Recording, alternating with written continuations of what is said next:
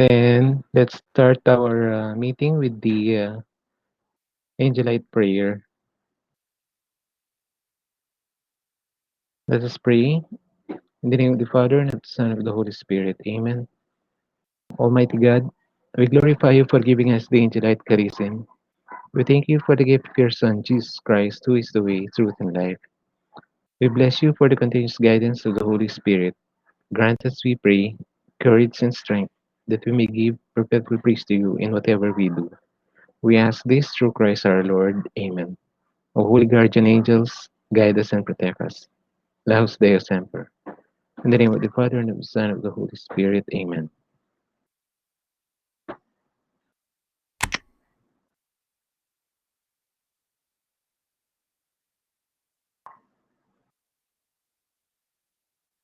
Okay, once again, good afternoon.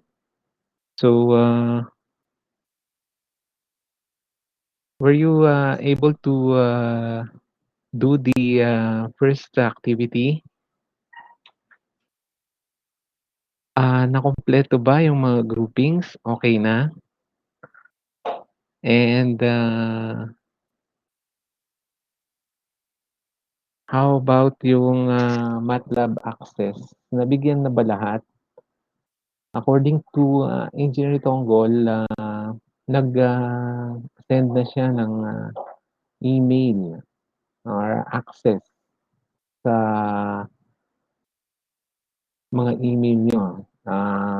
Both sections for the second year ECE. Since gagamitin niyo yan for the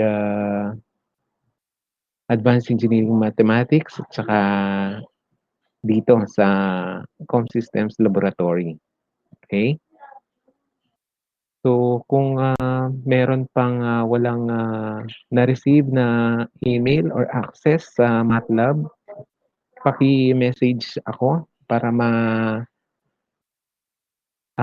request ko ulit or para ma-forward ko kay Engineer Tonggol yung request. I just want to make sure kasi na lahat kayo meron na para kung sino man ang ma-assign sa particular activity, then magawa yung part nyo or magawa yung buong activity. Okay? Para ma-try nyo yung buong activity and then makita nyo yung mga signals. Okay? Now, I want to know kung saan na kayo sa lecture. Mas gusto ko kasi na habang or pag ginawa natin yung isang activity, may discussion na kayo sa lecture para alam niyo na yung or may idea na kayo. Hindi yung mauna tayo or o-overtake pa natin yung lecture nyo. Kasi kung sakaling ganun ang mangyari, I need to discuss the topic or I need to discuss the lesson bago kayo makapag experiment or makagawa ng activity. Okay? Anong topic na or anong part na? Kasi the next activity is about amplitude modulation. So, third week ba yun for the lecture? I'm not sure kung saan na kayo sa, kaya I want to know kung anong, na nakapag-start na ba kayo sa amplitude modulation? Can anyone confirm or answer?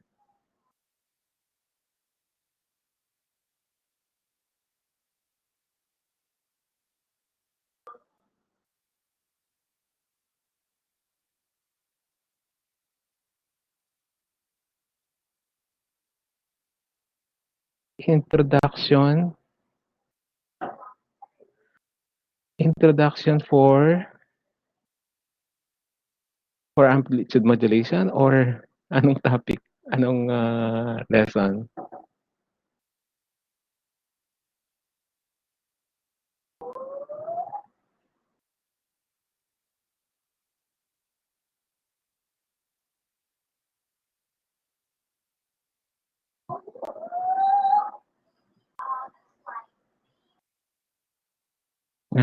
Signals pa lang. So, sa mga frequencies. So, hindi pa discuss about amplitude modulation. Okay. So,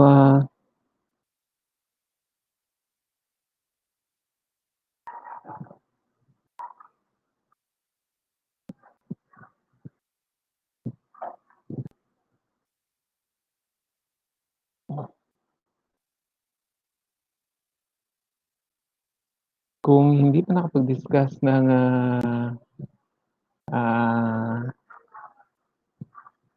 lessons about amplitude modulation, then siguro I'll just post or publish the next activity para makita nyo yung figure and matry nyo yung figure ah, para sa susunod na meeting natin, ready na kayo for the discussion ng activity at ng amplitude modulation. Kasi in the laboratory, I prepared activities regarding amplitude modulation and frequency modulation. So dalawang topics lang yung mga activities natin. But with different circuits that will generate amplitude modulation and frequency modulation and different activities.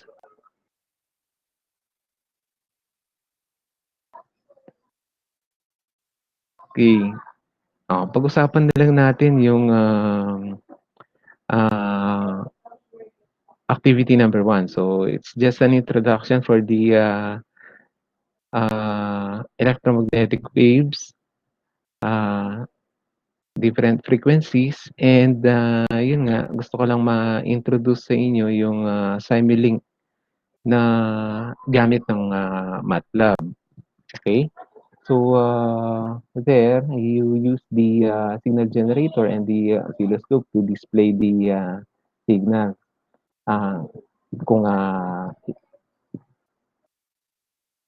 nasa inyo pa yung account nyo for the ECED, then pwede nyo ring gawin doon since may signal generator and oscilloscope.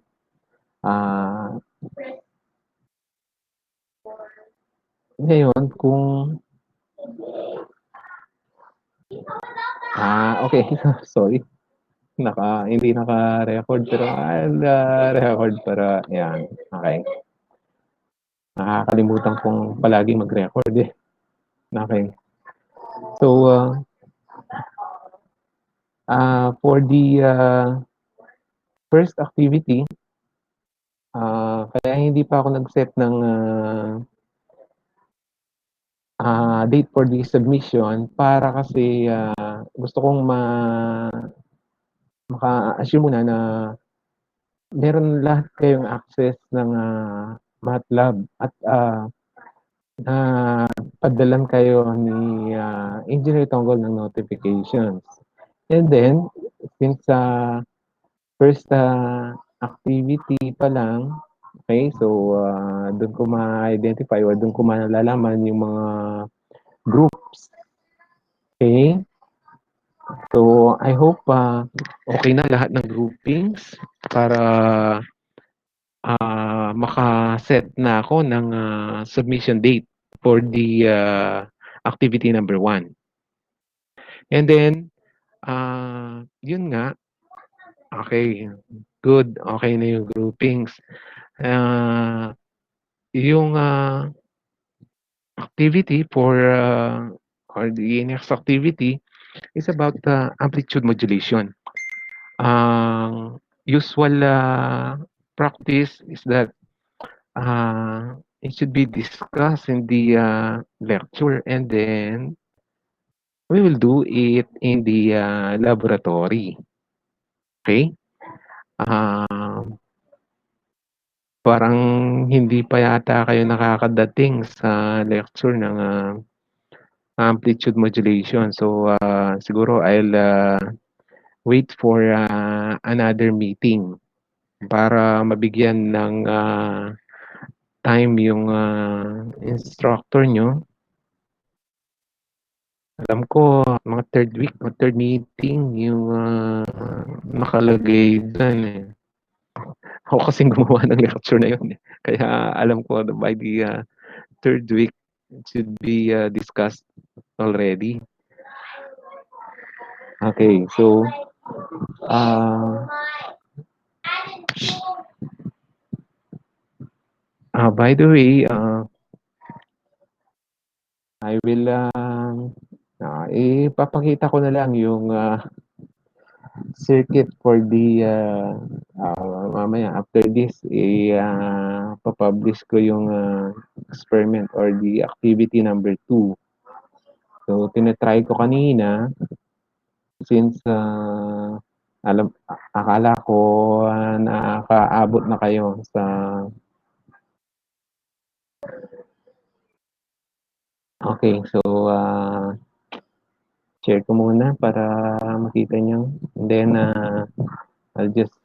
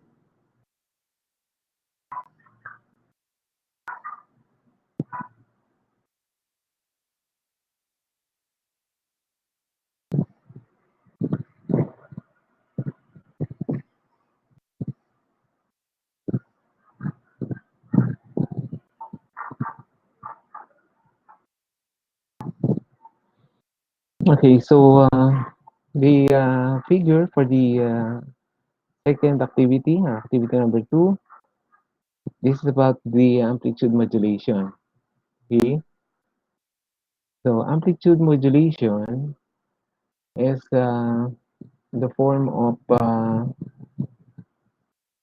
modulation wherein the amplitude is, varied in accordance with the, modulating signal. So, merong dalawang signals na, gagamitin. One is the, modulating signal and the other one is the carrier signal. So, siguro na-discuss na sa inyo bakit, kailangan ng modulation or, anong, nangyayari sa pag-transmit ng, information or, messages sa communication. So, in communication, kaya pag-transmit ng information, kailangan ng modulation. Okay? So, 'pag, sinabing modulation, yung, information signal, which is a, low frequency signal, is, combined with the high frequency signal or the carrier signal. Okay? So, dito, merong, signal generator. Okay? Dalawang signal generator. And, of course, sila yung mag-generate ng, dalawang, set of frequencies. So, ito yung, ito yung, information signal or the, message signal. Ito yung, nag-generate ng, low frequency or lower frequency between the two. And then, Ito naman yung, nag-ge-generate ng high frequency or ng carrier, okay. And naka-connect sila sa oscilloscope. Okay, so this is the scope. Okay, so directly connected yung dalawa. So ito, magpa-pass siya ng, ah, modulation index. Ito yung, kung gaano kalaki yung pag-modulate ng, information signal sa carrier signal. And then yung, carrier signal at saka yung signal coming from the, modulating signal or yung dalawang frequency, co-combine sila dito sa modulator. Okay. So, yung, modulator, eto yung magko-combine dun sa dalawang, frequency para ma-form yung equivalent modulated signal. Okay. So, in amplitude modulation, ang mangyayari is iba-vary ng, modulating signal ang carrier signal. Pero nakasakay dun yung modulating signal or yung information signal. So, yung information signal, ito yung low frequency and yung carrier frequency, ito yung high frequency. Okay. Ah, okay, sandali. Para malinaw, ah, parang meron akong, video in the previous, sem or, okay, try ko lang, ha. Wait muna. Okay, para mas, maintindihan. Okay, stop ko muna share. Okay, I'll just look for the, video.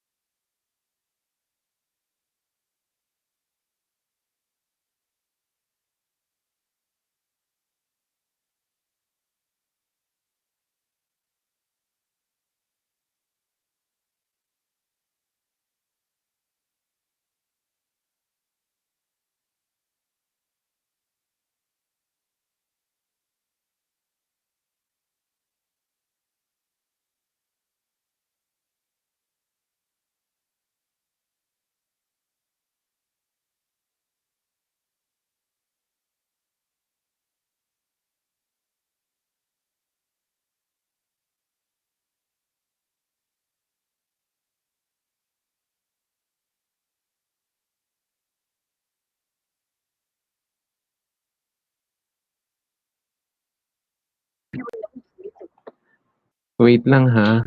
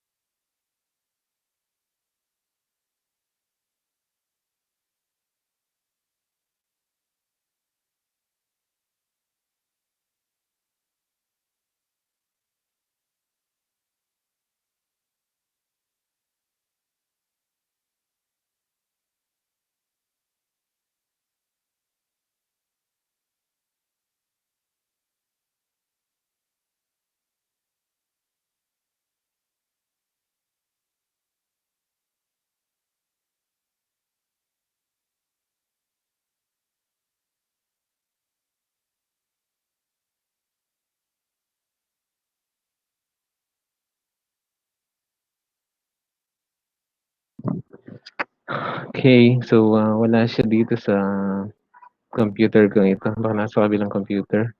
But anyway, continue ko na lang yung, figure na dini-discuss ko. Okay, so for this, equivalent, circuit, so there are 2, signal generators. Okay, so as I said, the modulating signal or information signal, and then the carrier signal for the other one. So the modulator or the part that combines the two frequencies to form the type of modulation. Okay? So ito yung scope or the equivalent oscilloscope that will show the signal. So for the frequency of the equivalent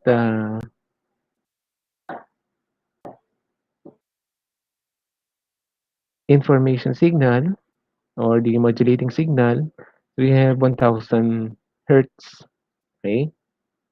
Then for the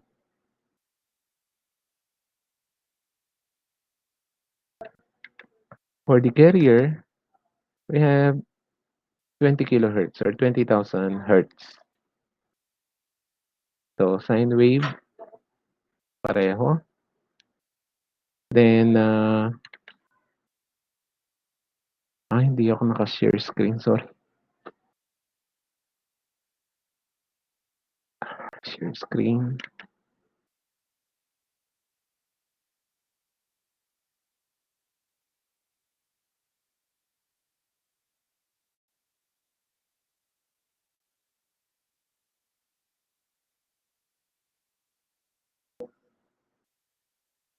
Okay. So again, the modulating signal, 1000 hertz frequency setting. Then the carrier signal, so 20 kilohertz or 20,000 hertz. Then both sine waves and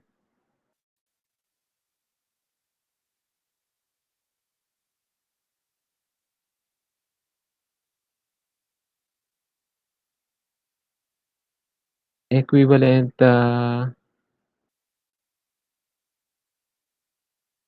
simulation time,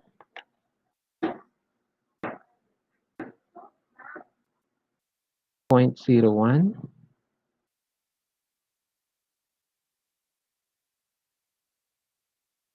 Okay. Simulation time.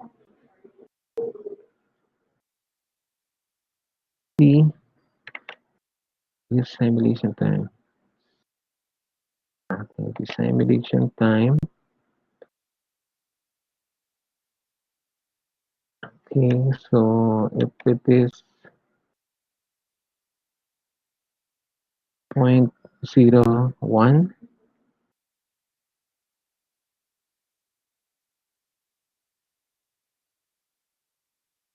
and then if I run, okay, so medyo uh so yung equivalent ah, di cleared. So i-clear ko lang 3.05 siguro.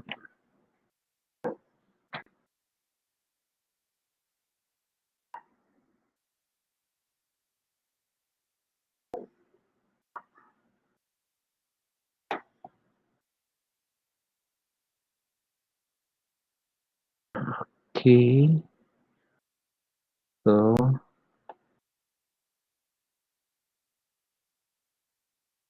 ano yung equivalent? So 1. Okay. And change this to 0.5 para yung modulation niya is lower. Then try to run. Okay.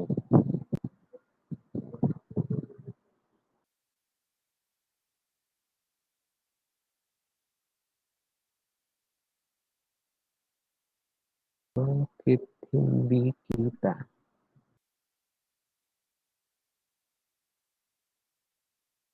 Settings.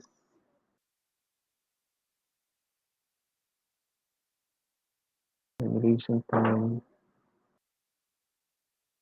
Business precision. Take a delta parameter. Okay. Then exams 20,000 hertz. Then okay. 0.5. What this one?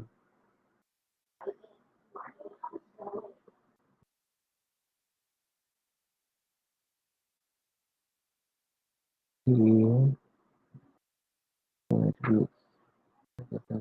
2,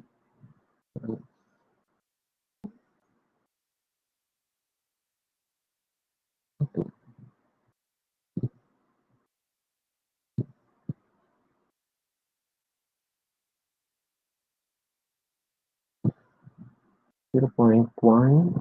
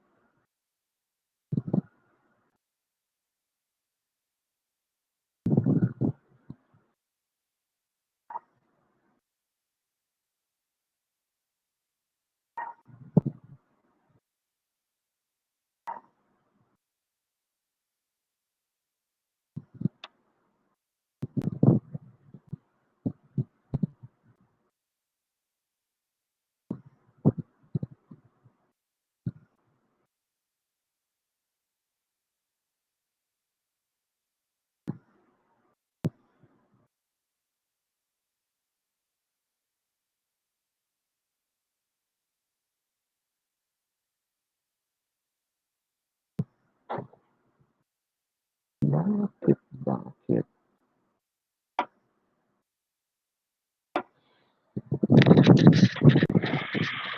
Okay, ganito sa amplitude modulation, okay? So, meron tayong, dalawang frequencies. The, low frequency which, act or which is the, modulating signal or the information signal. So, ito yung, equivalent message dun sa, signal natin. And ito yung, equivalent, carrier frequency, yung high frequency. Okay? Distorted, I'm not sure about the, effects of this, pero dapat, ganito lang siya tapos mataas yung frequency, eh. Palitan ko siguro yung, signal generator later, okay? So, high frequency na similar to, this, signal, so mas, mataas lang yung frequency niya tulad nito, and 'pag nag-combine yan using the, modulator, okay? So, ang, magiging result is somehow similar to this one, okay? So, meron siyang, variation of the amplitude, kaya amplitude modulation. Ito yung, ginagamit para ma-transmit yung information which is the low frequency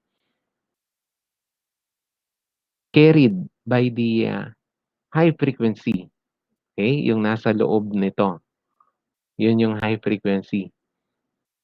Para ma-transmit niya into a farther place, okay?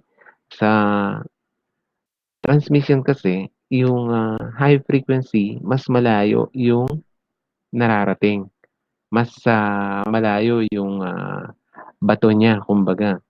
Okay, parang, 'pag, nag-transmit ka with low frequency, ang, ano lang niya is malapit lang yung, kaya niyang marating. But then 'pag, nag-transmit ka using the, high frequency, then it will, be transmitted farther than the, low frequency can cover. Okay, kaya ginagamitan ng modulation or ginagamitan ng high frequency para mas malayo yung marating ng message, okay? So, ang, ano dito, ang, activity dito is sorry, ang, activity dito is to form or to, display the amplitude modulation, different, percentage for the, modulation index. Yung modulation index, 'yan ang magdi-dictate sa, percent ng modulation. So, puwedeng, less than 100, puwedeng, 100, but not more than 100% modulation. Kasi kapag, more than 100% na 'yan, then magkakaroon ng, putol-putol na signal sa receiver side, okey? So, kung i-review ko lang ng isa, okey. So, eto yung nawala, hindi halata yung, modulating signal. So, yung carrier yung blue, yung, modulated signal yung orange, and then dapat yung yellow or, so, babaan ko yung time for the, 0.05. Okey, so itong yellow, ito yung equivalent, ah, modulating signal or the information signal. And then yung blue, yung, mataas yung frequency, ito yung carrier signal. And yung orange, ito yung modulated signal. Kapag, modulated signal, nag-combine na yung dalawang, frequency, okey? That is ready for transmission, okey? So 'pag may, antenna na diyan and then yung, transmitter at may, power na or puwedeng taasan yung power para mas malakas yung, pag-transmit, mas malayo yung mararating, okey?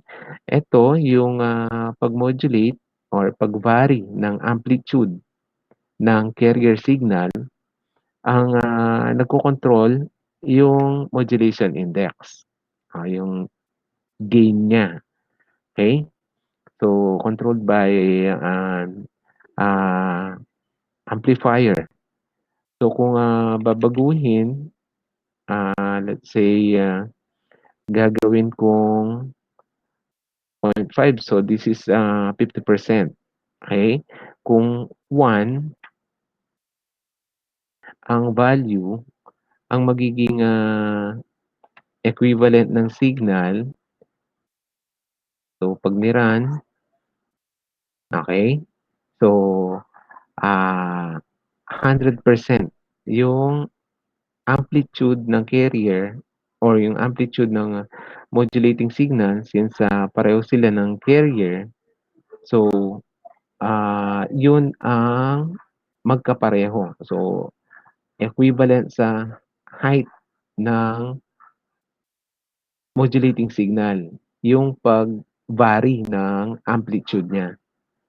Kapag, 50% or, 0.5, then kalahati lang, okey? Dun sa pag-vary ng equivalent, amplitude, okey? Kalahati lang yon. And kung more than one, let's say more than 100%, so, kung, gagawin kong 1.2, okey?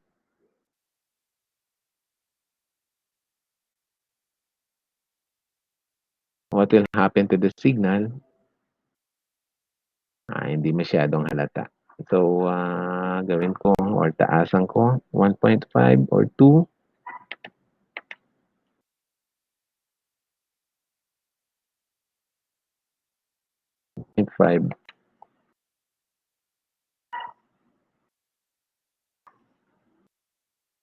Okey.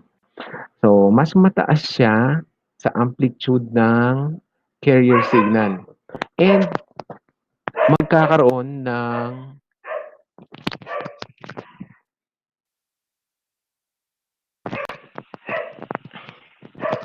sorry for the noise, maingay yung aso namin.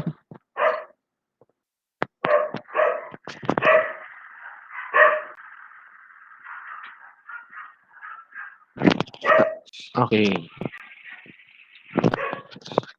Okay, so for the, equivalent here, hindi lang, tingnan ko nga, separate ko kung madi-display yung, gaps. Dapat magkakaroon ng gaps between the, signals for the, equivalent. Ah, pero hindi, visible. So, in between kapag more than 100% magkakaroon siya ng gap or a straight line. Meaning, merong nawala dun sa signal kasi nga more than, 100% yung modulation or yung, variation of the, amplitude. Kaya hindi, ginagawa yon kasi may, data losses or, hindi mare-receive na information sa receiver, okey. Kaya hanggang 100% modulation lang yung ginagamit. Hindi puwedeng lumampas. So, that is over-modulated kapag, more than, 1 yung modulation index niya or more than 100% yung, modulation niya, okey? So, yun ang, magiging, output supposed to be. Pero, I need to, find out, kung aayusin ko yung, diagram bakit nagkakaroon ng, distortion dito sa carrier. So, supposed to be, ah, malinis yung, carrier dapat ganito, pantay-pantay yan. So, I'm not sure with the, diagram kung, anong naging problema dito. Pero aayusin ko before ko i-post later. So, yun muna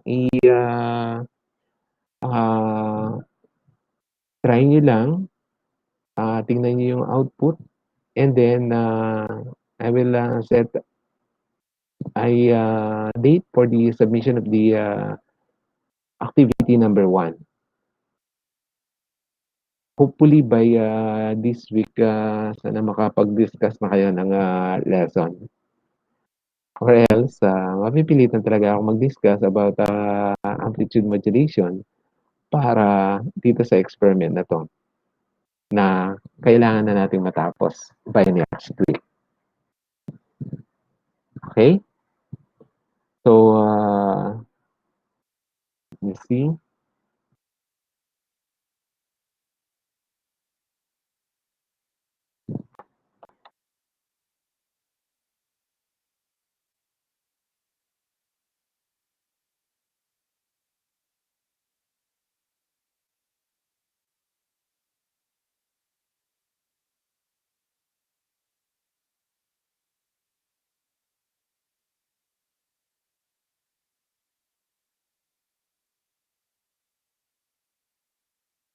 Sandali. Okey, right.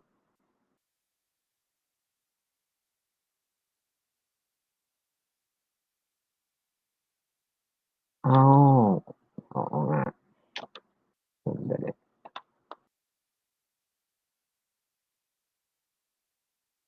Okey, di ko napansin. Okey, try ko ulit.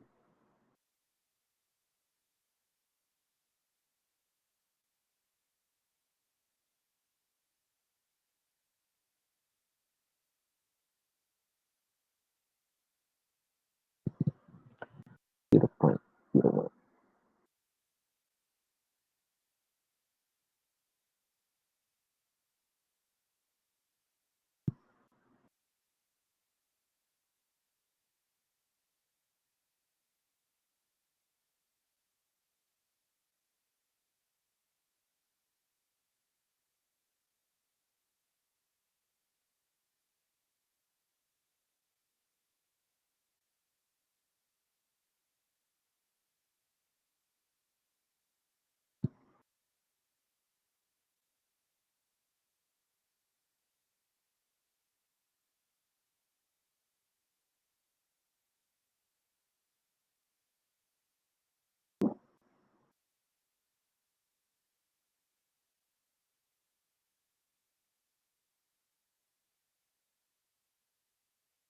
Mhm, okey.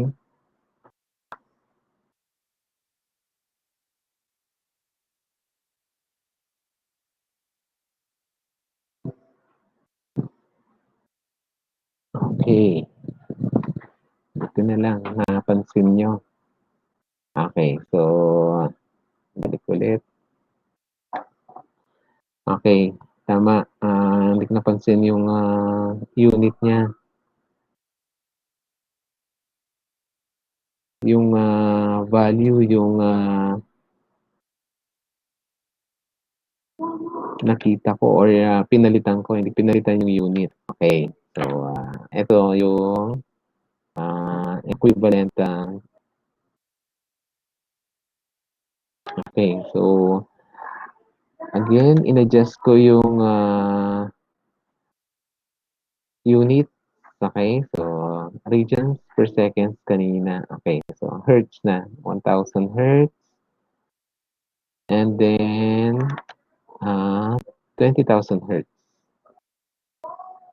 Then, the, equivalent, modulation is 50% or 0.5 and then the, time. So, ah, okey. So, eto na yung equivalent, okey. So, kung, ah, di-display ko magkakasama, so eto yung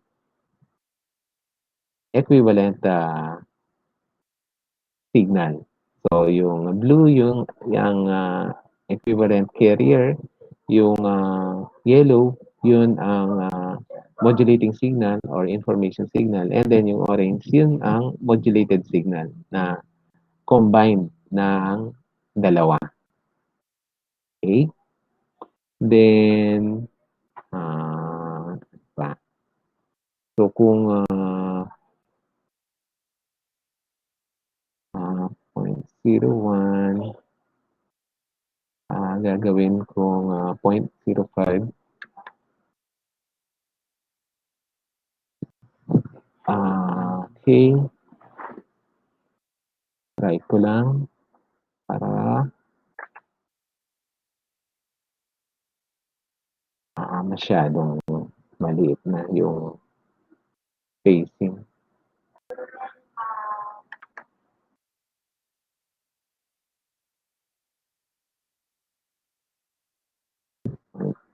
0.01 or, um, liitan ko pa, 0.05.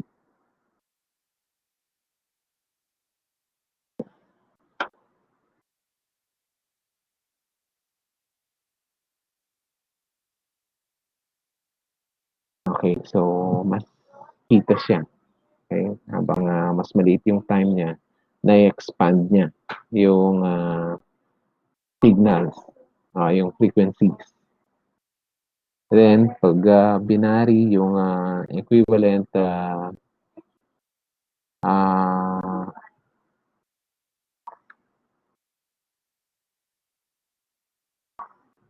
say, 1.5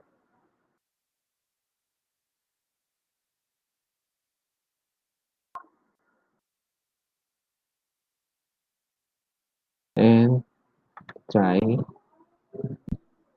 Okey. So,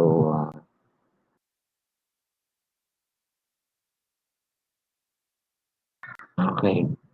So, yung amplitude ng, information signal at saka ng, modulating, modulation. So, eto yung, magiging equivalent. So, 1.5 over the, equivalent carrier signal, okey? Mas malaki siya. So, eto yung, modulation or, equivalent, modulation niya. So, nache-change niya yung amplitude dun sa based from the amplitude of the carrier. So, nagbabago yung amplitude ng carrier. So, Ito yung nagdi-dictate yung modulating signal or yung low frequency ang nagdi-dictate ng amplitude. Kaya kung mapapansin nyo simula kanina, sumusunod yung amplitude ng modulated signal sa modulating signal or yung information signal. Ito yung yellow. Okay? And yung amplitude naman or height ng blue, ng high frequency, sumusunod siya sa variation. Okay? Kaya dito, yung blue, ito yung equivalent ng orange kapag nag-combine yung dalawa. So, ito, yung modulating signal, ito yung nagdi-dictate ng amplitude. Kaya dito, ganun din. So, kumbaga sa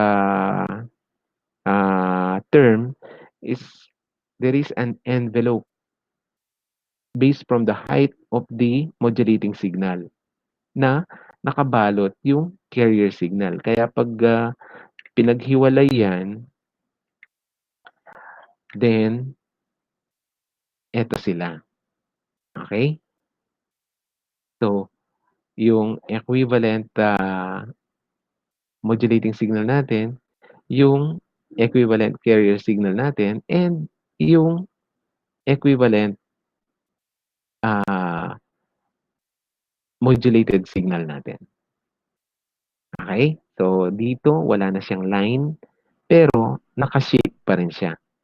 So, eto yon yung pinapollow niya. Ito yung shape ng modulating signal. Kaya yung frequency dito, tumusunod dito sa modulating signal. While the carrier signal, ito yung nasa loob. Sumusunod siya sa height naman nito. Okay? Kaya amplitude modulation. Yung amplitude ng carrier, sumusunod siya sa amplitude ng modulating signal or yung information signal. Okay? So,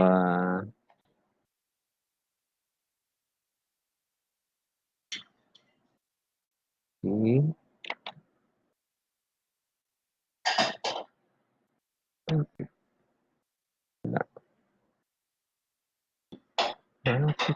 Yo. Okay.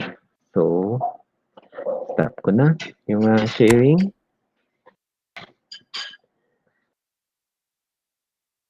Okay, so siguro by Saturday pwede nang i-submit yung mga mukhang tapos naman eh or kung ayos na yung mga groupings I think na tapos niyo na yung activity. So by Saturday I will set the date and I will make the link para ma-submit nyo na. Okay? And then, by next week, so, another activity na. Okay? Start na tayo dun sa modulation. Okay? So, any questions?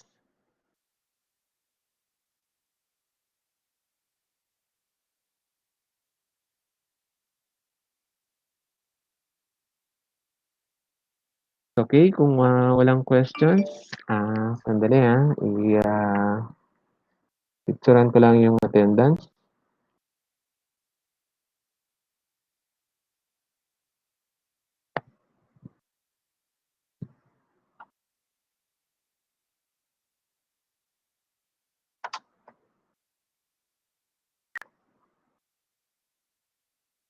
Then,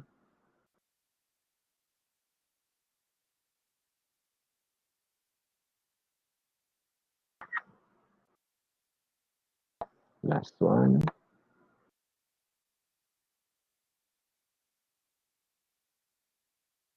Okay. So, okay na. Nakuha ko na yung attendance. So, approximately practice or try to do the circuit na ipo-post ko later for the next activity. And we will continue next meeting.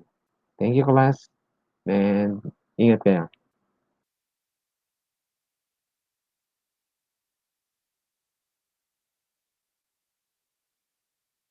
Okay, good day.